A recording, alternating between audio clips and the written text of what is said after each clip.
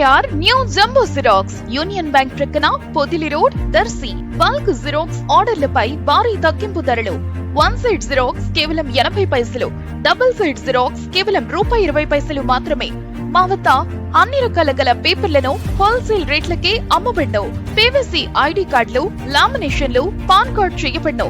విచ్చేయండి SKR new jumbo xerox Union Bank ప్రక్కన Podili road Darsi.